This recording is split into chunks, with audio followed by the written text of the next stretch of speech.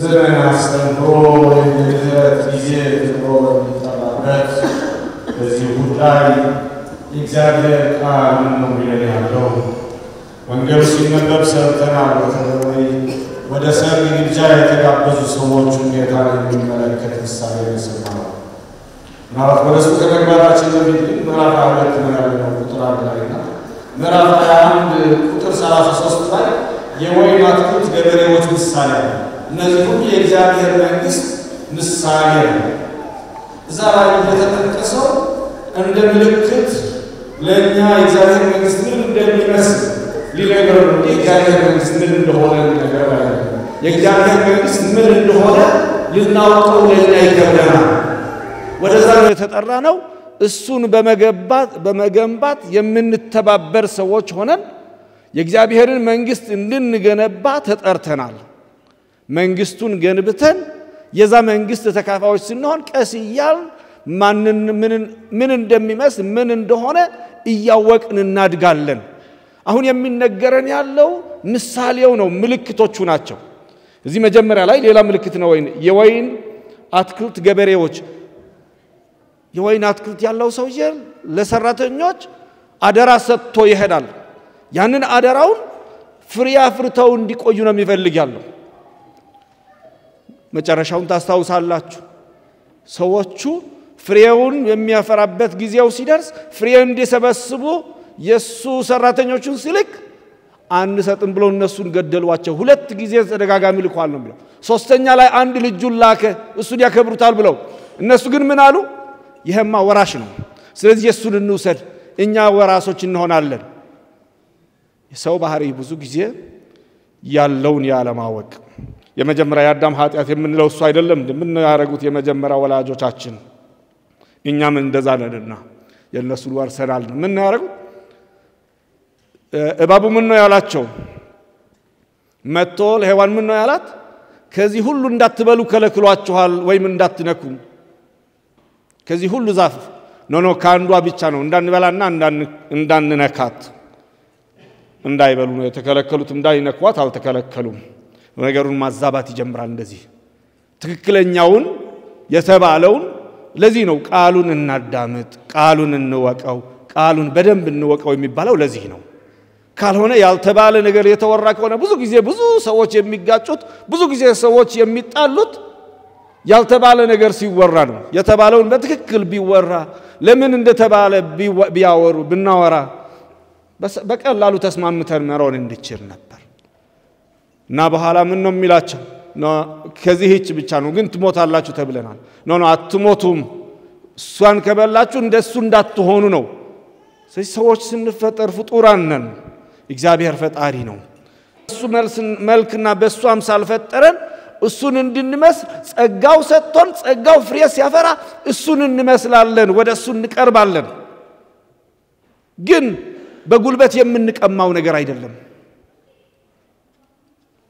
የማይገባቸውን መቀማት ፈለጉ። በኋላ ምን ሆነው ነው ያገኙት? ልክ ከበሉ በኋላ ራቆታቸው መሆናቸውን አዩ። እንደ እግዚአብሔር መሆን ሳይሆን ከእግዚአብሔር ራቁ፣ እግዚአብሔር እንዳያዩ ሆኑ። መደበቁን ነው መጣው። አሁንም ገበሬዎቹ ምን ነው ያሉት? ውርሹ የሱ ውርስ ለኛ ይሆናልና እንግደለው። እሱን ገደሉ። በኋላ ግን ምን አደረገ? የወይኑ ባለቤት መጣና እነሱን አጥፍቶ ለሌሎቹ ፍሬው በጊዜ ለሚሰጡት ሰጣቸው። ምን ማለት ነው ግን? ትርጉሙን ተርጉሞታልና ስለዚህ እላችኋለሁ የእግዚአብሔር መንግስት ከናንተ ተወስዳ ፍሬዋን ለሚያፈራ ህዝብ ትሰጣለች። ስለዚህ ለፈሪሳውያን ጥበቡ ላሉ ሰዎች ነው የሚያወራ ያለው። ለነሱ ምን ነው? እናንተ የእግዚአብሔር መንግስት የናንተ መስሏችኋል። ግን የሚሰጣችሁን ጸጋ ተቀብላችሁ የተሰጣችሁን አደራን ፍሬ የሚያፈራ ከሆነ ተካፋዮች ላትሆኑ ትችላላችሁ። በትውልድ አይሁዳውያን በመሆናችሁ ብቻ የእግዚአብሔር ልጆች ልትሆኑ አትችሉም። ስለተጠመቅን ብቻ እኛ ካቶሊካውያንና የእግዚአብሔር መንግስት ወራሾች ልንሆን አንችልም። መጠመቃችን አሁን አስፈላጊ ነው፣ ግዴታም ነው። ያለሱ ድህነት የለም። ግን በጥምቀት የጀመርነው ጉዞ አለ። አንድ ጊዜ ለሁሉም አይደለም። የእግዚአብሔር የጌታችን ኢየሱስ ክርስቶስ መስዋዕት ብቻ ነው አንዴ ለሁሉ የሚሆነው። መስቀል ላይ መሞቱ አንድ ጊዜ ሞቶ ለሁሉ ጊዜ ነው ያዳነን። የኛ ስራ ጊዜ አንድ ጊዜ ተጠምቀን ለሁሉ ማብቅቶለታል ማለት አይደለም የኛ ጥምቀት የምናድግ ክርስቲያኖች እየሆነን እላችኋለሁ ብዙ ጊዜ ክርስቲያን ሆነናል አሁን ግን እየሆንም ነን ያለነው እግዚአብሔር መሆን የሚፈልገን እየሆነን ነው ፍሬ እያፈራን ነው ወይስ ያፈራን አይደለም የዛሬ ምሳሌስ ምን ነው የሚላለው ሁለተኛው ምሳሌ ነው ስለዚህ ትክክል እንዴት መሆኑን ሊገልጽልን ምን እንደሚመስል ወይም ከኛ ምን እንደሚጠበቅ ሊነግረን ብሎ ነው ምሳሌዎች እንደሚነግረናል መጀመሪያ ላይ ምን ነበር በወይኑ ምሳሌ ላይ አሁን የተሰጣቸው ፍሬ አፍርተውበት ያንን ፍሬ ለባለቤቱ ማስረከብ ሁለተኛ ላይ ዛሬውስ ለድግሱ የተጋበዙ ሰዎች ምናልባት የነበረውን ሁኔታ በዛ የነበረው ባህል ስናይ ብዙ ጊዜ አሁን ሁሉም በሰዓቱ በቀኑ ሁሉም ተወስኖ ነው የሚሆነው እዛ እስራኤል ሀገር ላይ ግን ያኔ የነበረው እንደዛ አልነበረም የሆነ ግብዣ ያለው ሰው ካለ ሰርግ ያለው ሰው ካለ እንደዚህ አለኝና የኛ ተጋባዦች ናቸው ይላል መጀመሪያ ቀኑን አይነግርም ቀኑ ገና አልተወሰነም አስቀድሞ ይነግራቸዋል ያኔ ነው መቀበል ያለ መቀበል እነዚህ ሰዎች ኦሬዲ አስቀድሞ ተነግሯቸዋል ተቀብሏል ግብዣውን በኋላ ግን ሁሉ ከተዘጋጀለት በኋላ ሁሉም መዘጋጀቱን ሁሉም ነገር ቦታ መያዙን ሲያውቅ ሁሉም ተዘጋጅቷል የግብዣው ቀን ዛሬ ነውና እንዲመጡ ሄዱ ጥሩዋቸው ነው የሚለው አልተቀበሏቸውም ስለዚህ የራሳቸውን መንገድ ነው የሄዱት ስለዚህ ልክ የመጀመሪያው ፍሬ መስጠት ነበረባቸው አልሰጡም የነዚህም አላደረጉም ስለዚህ መጨረሻ ሰዓት ላይ እንደዚህ ያለ ማድረግ የሰውን ንቀት ነው የሚያሳየው መጀመሪያኮ ግብዣ ሳይጀጋጅ ግብዣ አለኝና ለግብዣ ተጋብዛቸዋል እሺ ተብሏል እነሱን ታስቦ ማን ይመጣል ስንት ሰው ይሆናል ምን አይነት ሰዎች ይመጣሉ ተብሎ እነሱን ታሳቢ ያደረገ ግብዣው ተዘጋጅቷል ግብዣው በተዘጋጀ ቀኑ በደረሰ ቀን ግን ነው አንዱ ወደ እርሻው ሄደ አንዱ ወደ ንግዱ ሄደ አንዱ ወደ ሌላ ስራው ሄደ መጀመሪያ ታዲያ ለምን እንደዛ አትሉም ከመጀመሪያው አንተ ጋር አይደለንም ለምን አላላችሁም ነው ጥያቄው ምሳሌው የሚነገረው ያለው በፈሪሳውያን ነው እነሱ ፊት ላይ ነው ዛሬም ለኔና ለናንተ ነው ስለዚህ ለፈሪሳውያን ምን የሚል ያለው አሁን የእግዚአብሔር ሕዝብ ነን ብላችሁ ኦሬዲ ቃል ገብታችሁ እኛ ጋር እየተጓዛችሁ ቆይታችኋል ኢያሱን ታስታውሳላችሁ ወይም ሙሴንም ለሕዝቦቹ ሕጎቹን ከነገራቸው በኋላ ምን ነው የምትፈልጉት ይሄንን ሕግ ትጠብቃላችሁ ወይስ ትተዋላችሁ ምን ነው ያሉት እኛ የእግዚአብሔርን ሕግ ተቀብለናል እሱ እንዳለው እናረጋለን ብለዋል ተጠንቀቁ እግዚአብሔር ቀናተኛ ነው ይላል ኢያሱም እንደዛ ገገለጸላቸው በኋላ እኔና ቤተሰቦቼ እግዚአብሔርን እንከተላለን እናንተ ግን ምረጡ አላቸው እኛም አንተ ጋር ነን ብለዋል አሁን ስለዚህ ከመጀመሪያ ግብዣውን ተቀብለውታል በኋላ ግን ለግብዣው መምጣት ያለ መምጣት ግን ከዛ ጋር የሚቀጥለው ነው የመጀመሪያውን ተቀብለን ሁለተኛውንም በማለት አይቻልም ለዚህ ነው ቁጣው የሚበዛው ግን ዋና መልእክቱ ያለው ግን ምን ነው የሚለን ያለው ወደኛ ከዛ በኋላ ለፈሪሳውያን ነውና እናንተ እንብካላችሁ ሌላው ይገባበታል ሌላ ሰው አለ ሉቃስ ምዕራፍ 15 ላይ ያለውን ታሪክ ታሳውሳላችሁ ከቁጥር 1 ጀምሮ እስከ 32 አካባቢ ያለው የጠፋው በግ እንቋ ወይም ጌጧ የጠፋባት ሴት እና የጠፋው ልጅ ታሪኩ ምን ብሎ ነው የሚጀምረው ቁጥር 1 እና ቁጥር 2 ላይ የሉቃስ ወንጌል ምዕራፍ 15 ቁጥር 1 ላይ ቁጥር 2 በደንብ ካነበባችሁ ታሪኩ መጀመሪያ የሚለው ፈሪሳውያንና የሕግ ጠባቂዎቹ ምን አሉ ይሄ ሰውዬ ከቀራጮቹና ከኃጢያቶቹ ጋር ይተባበራል ከነሱ ጋር ይብላል ብለው አጉረመረሙ ይላል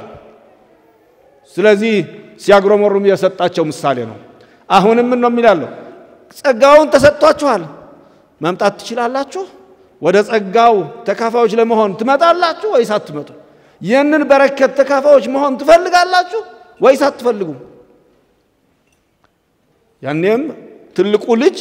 የፈሪሳውያን ምሳሌ ነው እሱም ተጋብዟል የጠፋው ልጅ ኃጢያተኞች የሆኑት የጠፉት ቀራጮቹ ኃጢያተኞቹ ብቻ አይደሉም የተጋበዙት ትልቁ ልጅም ፈሪሳውያን የሚመለከት ነው ፈሪሳውያንም የእግዚአብሔር ሰዎች ናቸው ጌታችን ኢየሱስ ክርስቶስ ይወዳቸዋል ጸሐፊዎችም ይወዳቸዋል ኑ ነው የሚላቸው ያለው እነሱንም ስለዚህ አባቱ ምን ነው የሚያደርገው የጠፋው ልጅ ታሪክ ላይ ወጥቶ ትልቁ ልጅ ለመጥራት ይጥራል ትልቁ ልጅ ወደ ግብዣው ይገባል አይገባም ታሪኩን ታስታውሱታላችሁ አባቱ ወጥቶ ሲጠራው ምን ነው የሆነው መጨረሻ ላይ ገባ ወይስ አልገባም ምንም የተባለ ነገር የለም ወጥቶ ይጠይቀዋል ይጋብዛል ለኛም እንደዛ ነው አሁን እኛም ተጋብዘናል መግባት እንፈልጋለን አንፈልግም ይሄ ስራ ያን ቀን ስራ አይደለም በየቀኑ ነው በየቀኑ የሚቀርብልን ያለው ግብዣ ነው አሁንም እነዚህ ሰዎችን ዛሬም ምን ነው የሚያርጉት ልክ ወይን ምሳሌ ላይ እንዳለው ወይም ሉቃስ ምዕራፍ 15 ላይ እንዳገረመረሙት አሁንም ሊቀበሉት ስላልፈለጉ እነሱን አጠፋቸው በኋላ ሌሎችን ገቡ ኢየሱስ ሲጓዝ ብዙ ጊዜ መየተኞች ነው የሚሰሙ የነበሩት ደካሞች ኃጢያተኞች የተባሉት ቀራጮች ሌሎች ነው ወደሱ የሚቀርቡ የነበሩት የእግዚአብሔርን መንግስት እናውቃለን መሲህን እንጠብቃለን መሲህ ይመጣል ብለው የጠበቁ ግን እናውቃለን ብለው በትዕቢት ስለተሞሉ ሊቀበሉት አልቻሉ ወደ ራሱ መጣ የራሱ አልተቀበሉትም ይላል ዮሐንስ ምዕራፍ 1 ላይ ወደ ራሱ መጣ ወደ የራሱ አልተቀበሉትም ለተቀበሉት ግን የእግዚአብሔር ልጆች የመሆን መብት ሰጣቸው ከተቀበልነው የሱ የእግዚአብሔር ልጆች የመሆን መብት ይሰጠናል ያንን እድል ይሰጣል በኋላ ሰዎቹ ከመንገድ ዳር ሁሉንም ሰብስባችሁ አስገቡ ወደ ሰርጌ ሁሉም ተዘጋጅቷል ስለዚህ የተዘጋጀውን በረከት መሰጠት አለበት እግዚአብሔር ጸጋውን ይሰጣል ለሁሉ እና ሁሉንም አስገቡ ሁሉንም ገብቶ ሞልቷል ከሞላ በኋላ ግን አጋጣሚ ሆኖ አንድ ሰው የሰርግ ልብስ ያለበሰ ሰው የመጣ መጣና እንዴት አድርገህ ገባ ሰውየው ምክንያት አይሰጥም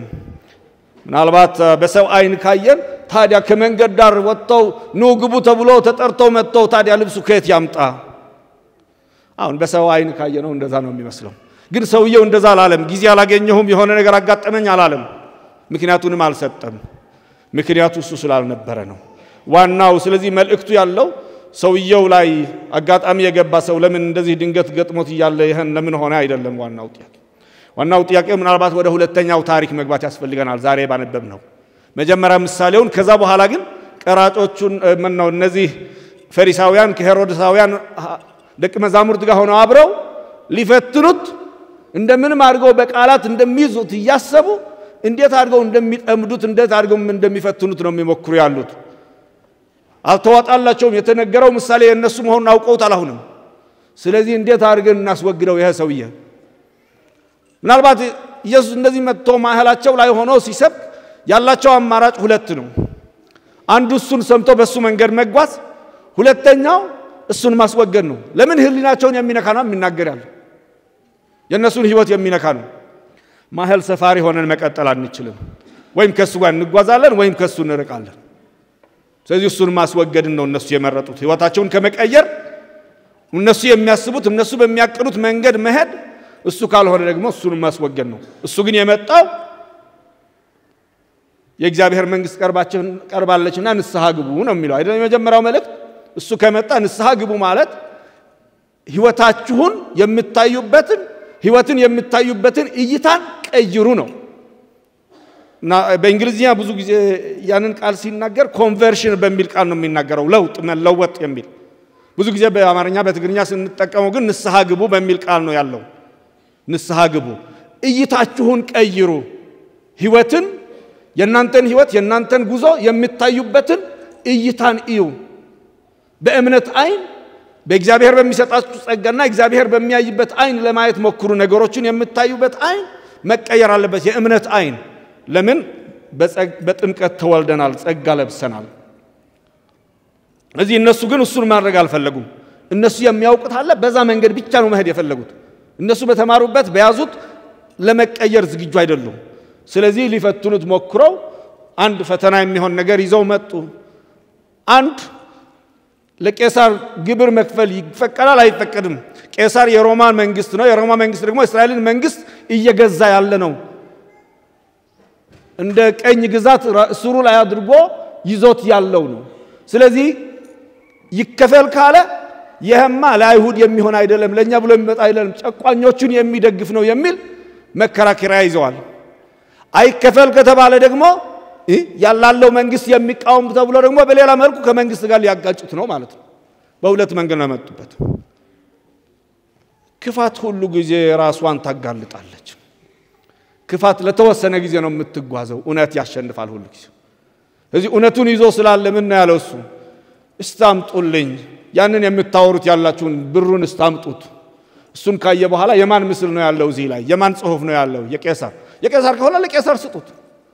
የእግዚአብሔር ደግሞ ለእግዚአብሔር ስጡት የእግዚአብሔር ምን ነው ያለው እኛ ስንጠመቅ ምን ብለናል በእግዚአብሔር አምሳል ሆነን ተፈጥረናል ስለዚህ ሁለተኛ አይደገምም ጥምቀት አይደል የማይደገሙ ከምስጢራት ምን ናቸው ልጆች የማይደገሙ ምስጢራት አንድ ጊዜ ተሰጡ ሁለተኛ ጊዜ የማይሰጡ ምስጢራት አሉ አይደለም ጥምቀት ሁለተኛ ጊዜ አንጠመቅም ሜሮን ሁለተኛ ጊዜ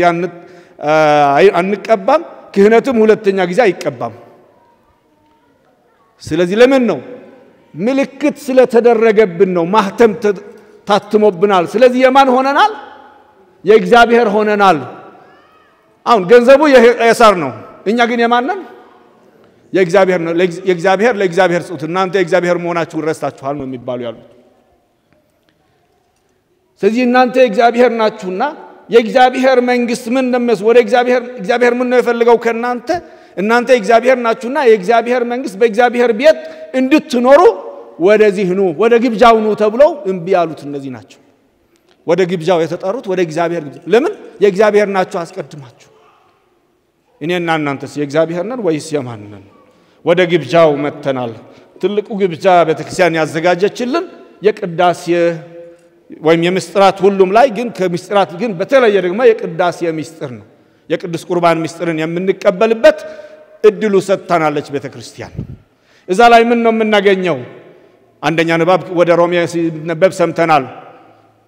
ክርስቶስንና አዳምን ይዞ በአዳም ባለመታዘዙ ኃጢአት ቢመጣ የበለጠው ጸጋ ግን በሚታዘዘው በአንድ ልጁ በጌታችን ኢየሱስ ክርስቶስ መጥቶ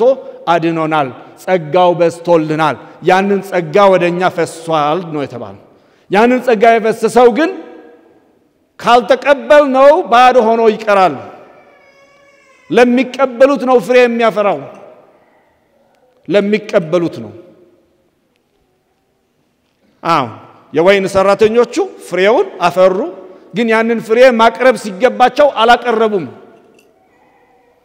ዛሬ ደግሞ ወደ ግብዣው ግብዣው አለ ወደ ግብዣው ኑ ተብለናል መተናል ላልመጡት ሊደርሳቸው አይችልም እግዚአብሔር በግዴታ ጸጋው አይሰጥም ስጦታ እኮ ነው ስጦታ ግዴታ አይባልም ስጦታው ይቀርባል ያንን ስጦታ የመቀበል ያለ መቀበል የሰው ነፃነት ነው በሰነፃነት የተፈጠረ ነው ጸጋው ስጦታ ሆኖ ተዘጋጅቶልናል ስለዚህ ወደ ጸጋው ወደ እሱ ግብዣ ተጠርተናል መተን ቃሉን ሰምተን በቃሉ ለመመራት ዝግጁ ነን ወይ ሁለተኛ ንባብ ላይ የዮሐንስ መልእክት ሶስተኛ ዮሐንስ መልእክት ላይ ነበር ዮሐንስ ምን ነው የሚለው እንግዶችን ስለምትቀበል ከኛ የተላኩት አገልጋዮቹ ጋር ስለምትተባበር ስለዚህ መተባበር አብሮ መኖር አብሮ እንግዳን መቀበል የእግዚአብሔር እንግዳ የሚባል ነበር አይደል ድሮ ወደ ንግደት ምናምን ሲከድ የእግዚአብሔር እንግዳ ነው ተብሎ በሆነ ቤት መግባት ነፃ ነው ከኦሪት ዘፍጥረት ነው የሚመጣው አብርሃም ሳያውቅ ማንን ነው የተቀበለው እንደ እንግዳ መላእክትን ተቀብሏል ሰዎች መስሎት ስለዚህ እንደዛ ምሳሌ ስላለ ሰዎቹ ነጋዲያን ሲጓዙ ሁሉም በሆድበት ቦታ የሚያድሩበት የእግዚአብሔር እንግዳ ብለው ቤት ገብቶ ማደር ይችላል ስለዚህ ሰዎችን የሚቀበል ተብሏል ያኔ ነው ፍሬ አፍርተናል የምንል ያለ ነው ስለዚህ እሱ ነው የምንጠራ ያለ ነው ወደ ግብዣው የተጠራ ነው ወደዛች ግብዣ ነው እርስ በርስ ለመቀባበል ቃሉን ለመስማት ቃሉን ለማዳመጥ በቃሉ ህይወት እንድናገኝ የህይወት ቃል ነው ቃሌን የሚሰማና የሚተገብር ብፁዕ ነው ተብሏል ስለዚህ የህይወት ቃል ነው ቃሉን ሰምተን ቃሉ ገብቶን ቃሉን አሰላስለን እንድንቀበለው እንድንችል ከዛ ደግሞ ቃል ስጋ ሆነዋልና ስጋውና ደሙን ተቀብለን ለመሄድ ተጋብዘናል ሁላችን ኃጢአተኞችም ሁሉም ተጋብዘዋል ግን ሁሉ ጊዜ ልብሱ የሚያለብሰን አሁን ነው ልብሱን ትርጉም የሚያመጣው ልብሱ የሚባል ያለው የእግዚአብሔር ጸጋ ነው የተሰጠን የእግዚአብሔር ጸጋ አለ ያንን ጸጋ የመቀበል ያለ መቀበል ነው የኛ የራሳችን ልብስ አይደለም የመጀመሪያ ወላጆቻችን ስለ አዳምና ሔዋን አውርተን ነበር መጀመሪያ ራቆታቸው ሲሆኑ ምን አደረጉ ነው የሚለው ከቅጠል ልብስ ሰሩ በኋላ ግን እግዚአብሔር መጥቶ ካናጋገራቸው በኋላ ምን ያደረገው ከቆዳ የተሰራ ልብስ አለበሳቸው ይላል አሁን እግዚአብሔር ካላለበሰን እኛ ራቆታችን ነን ያልሆነ ልብስ ለብሰን ያለ ነው ያንን እግዚአብሔር የሚሰጠንን ልብስ እግዚአብሔር የሚሰጠንን ግብዣ ተቀብለናል አልተቀበልንም ተዘጋጅተናል አልተዘጋጀንም በተቻለ መጠን አቅማችን በፈቀደው መንገድ ለግብዣው ተዘጋጅተናል ወይስ አልተዘጋጀንም ዛሬ ቢመጣና ቢጠይቀን የኛ ልብ በእውነት በእግዚአብሔር ጸጋ ላይ አምኖ እግዚአብሔር ያድነኛል ብሎ አምኖ ነው እዚህ ያለው ወይስ አይደለም የቄሳርን ለቄሳር የእግዚአብሔር ለእግዚአብሔር ሰጥተን ነው መጥተን ወይም ለመስጠት ጥረት ያደረግነን ያለነው ወይስ አይደለንም ልብስ ያለበሰ የተባለው ይሄ ነው ምንም ያላሰበ ምንም ስለሱ ጣጣ የሌለው ነው ለዚህ ነው ምክንያት የማይሰጠው አሁን ሁላችን ንጹሃን ሁላችን ጻድቃን እንሆን አይደለም የሚል ያለሁት ግን ቢያንስ በተቻለ መጠን እኔ እግዚአብሔር ያድነኛል እግዚአብሔር ጸጋው ሰጥቶ እስከዚህ መርቶኛል እኔም በተቻለ ትንሽ ዝግጅት አድርጌ መጥቻለሁ ወይ ከእግዚአብሔር ጸጋ እቀበላለሁ ብዬ አምኜ ነው የመጣሁት ወይ እግዚአብሔር መሐሪ ነው ብዬ አምናለሁ ወይ እግዚአብሔር ይምረኛል እግዚአብሔር ያድነኛል ብዬ አምኜ ነው የመጣሁት ወይ ኃጢያተኛ ቢሆንም እግዚአብሔር ኃጢያትን እንጂ ኃጢያተኛን አይጠላምና እኔን አይጠላኝም እኔን ይወደኛል ብዬ ነው የመጣሁት ተዘጋጅቻለሁ ወይስ አልተዘጋጀሁም ልብሱ እሱ ነው እግዚአብሔር ጸጋው ሊሰጠን በጸጋው ሊያለብሰን ዝግጁ ነውና በየደረጃችን ነው የሚያለብሰን አንዳንዶቹ በጣም ወደ ቅድስና የቀረቡ ከሆነ ብዙ ጸጋ ያለበሰ አስቀድመው ይሄዳሉ ሌሎቻችን ምናልባት ብዙ መንገድ ያልተጓዝን ልንሆን እንችላለን ያንን ለሱ ግን ችግር አይደለም ኃጢያተኞች መሆናችን ችግር አይደለም ዋናው ግን እሱ እንደሚያድነን እሱ እንደሚረዳን አውቀን እኔ የሱ ነኝ ብለን ነው የመጣ ነው ወይስ አይደለንም እሱ ያድነኛል እሱ ያግዘኛል ብለን ወይስ አይደለንም ጥያቄው ያለው እዛ ላይ ነው ለእግዚአብሔር የቄሳር ለቄሳር ወደ ግብዣ የተጋበዙት እኮ ግብዣው አለ ያንን እግዚአብሔር ጋር አብሮ የመኖር የተፈጠርንበት ለዛ ነው ለክብር ከእግዚአብሔር ጋር ለመኖር ነው የተጠራ ነው ኃጢያታችንን ይቅር ብሎ ኃጢያታችንን በመስቀል ላይ ሰርዞት